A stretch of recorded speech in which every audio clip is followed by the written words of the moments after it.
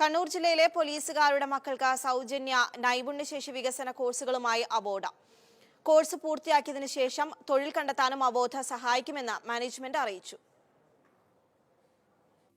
അവോധ, city police, SEED project, student police pioneers എന്നിവയുടെ സംയുക്ത ആഭിമുഖ്യത്തിലാണ് പരിശീലന ക്യാമ്പ് നടത്തിയത്. 100 പേർക്കാണ് അവോധ കോഴ്സുകൾ സൗജന്യമായി നൽകുന്നത്.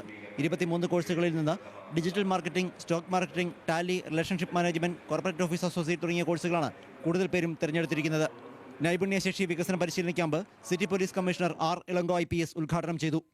കോവിഡ് കാലത്ത് രാപകലില്ലാതെ ജോലി ചെയ്യുന്ന പോലീസുകാർക്കും കുടുംബാംഗങ്ങൾക്കുമുള്ള ഉപഹാരമാണ് കോഴ്സെന്ന് അവോധ CEO ജോസഫ് ഇ ജോർജ് പറഞ്ഞു.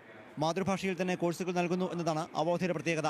6 മാസം നീളുന്ന പരിശീലന കാലയളവിൽ 25% ഫീസ് മാത്രം നൽകിയാൽ മതി. പരിശീലന കാലയളവ് പൂർത്തിയാക്കി ജോലി നൽകിയ ശേഷം ബാക്കി ഫീസ് പൂർണ്ണമായി നൽകിയാൽ മതി എന്ന വാഗ്ദാനം അവോധ മുന്നോട്ട് വയ്ക്കുന്നു.